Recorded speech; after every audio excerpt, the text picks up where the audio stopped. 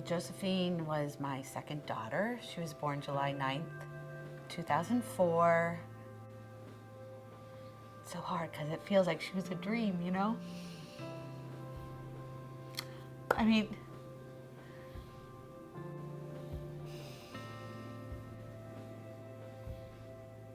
because you know, the year she was sick was so intense.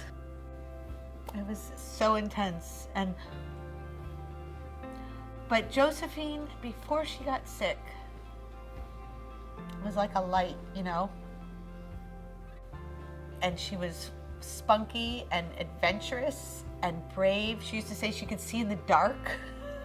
She wasn't afraid to, her sisters would be afraid to go get something outside at nighttime. She's like, I'm not afraid. I can see in the dark. I felt a connection to her, a kindred spirit in a way, because of her love of art and nature. You know, she was the most animated, full of life. Josephine had ATRT, which is atypical teratoid rhabdoid tumor. It's a brain tumor. Only 30 children in the country are diagnosed each year. It's very rare, and it's very difficult to treat. I think as a 6-year-old, you don't know what it means to have cancer or to have a brain tumor. We did tell her this was going to be a fight for her life.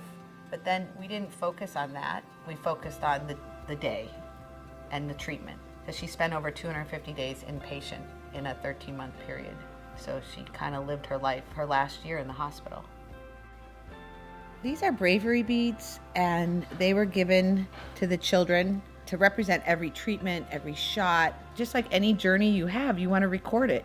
I'm really happy that I have it because it's a great way to show people what these kids endure. Even though Josephine's not here with me now, I know that this will never be forgotten. And when I show people the bravery beads, they're blown away by how long it is and how many beads there are. The physicians that treated Josephine were amazing. I felt safe there, and I felt like we were in the right place. The fact that we were here in New Jersey getting treatment versus in New York or somewhere else made my daughter's life better and our family's life better because it was close to home and her friends.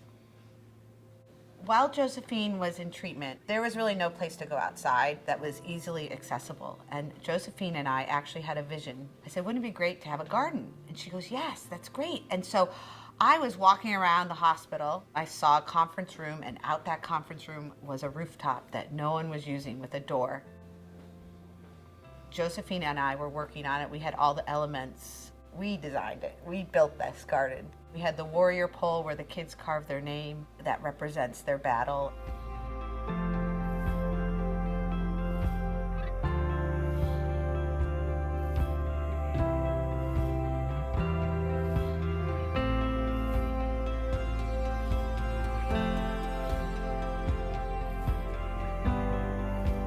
It's hard to talk to people about it now because my daughter died, you know what I mean? The one memory that stands out the most with Josephine would just be her joy of being with her sisters and with me and her dad, just loving her family. She was the kid who always had her hands up, you know, jumping in the pool. She just was an adventurer, you know, fearless, smart, strong, loving, spunky.